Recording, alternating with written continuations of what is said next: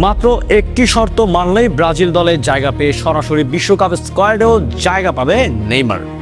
এবার সামনে এলো আসল রহস্য। ফুটবল দুনিয়ার আবারও তৈরি হয়েছে বিস্ফোরক এক আলোচনা। একসময় ব্রাজিলের আক্রমণের প্রাণভোমরা ছিলেন তিনি, কোটি কোটি সমর্থকদের স্বপ্নের নায়ক। কিন্তু দীর্ঘ চোট আর কঠিন সময়ের কারণে অনেক দিন ধরেই জাতীয় দলের বাইরে ছিলেন সেই মহাতারকা, আর তিনি হলেন নেইমার। কিন্তু এবার হঠাৎ করেই সামনে এসেছে এক চমকে দেওয়া খবর। মাত্র একটি শর্ত পূরণ করতে পারলেই আবার ব্রাজিল দলে ফিরতে পারবেন নেইমার।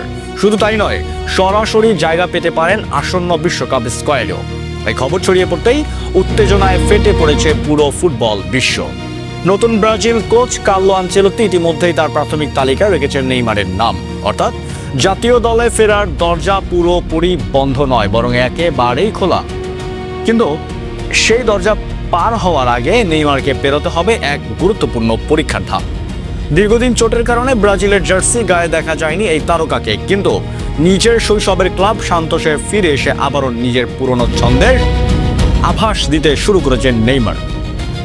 তার পারফরমেন্স আবারও নজর কেড়েছে কোচ আনচেলত্তির। সূত্র বলছে, আনচেলত্তি নিজেই নেইমারের পারফরমেন্স খুব কাছ থেকে পর্যবেক্ষণ করছেন।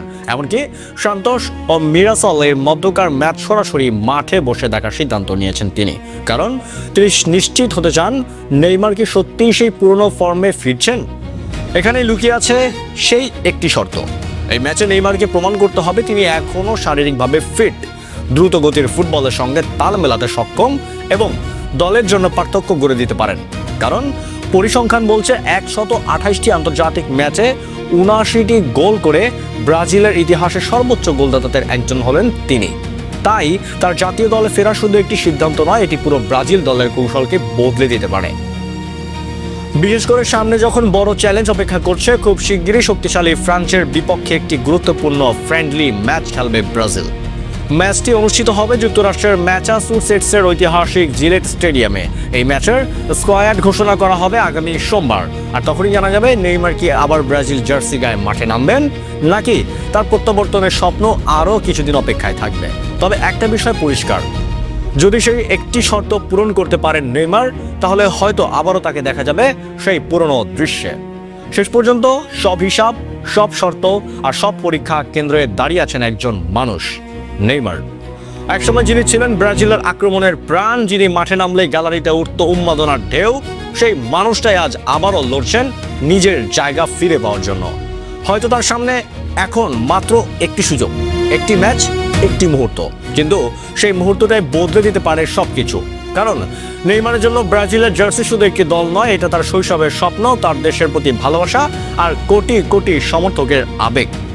যদি সেই শর্ত পূরণ করতে পারেন, যদি আবারও নিজের জাদু দেখাতে পারেন, তাহলে হয়তো আবারও দেখা যাবে সেই পুরনো দৃশ্য।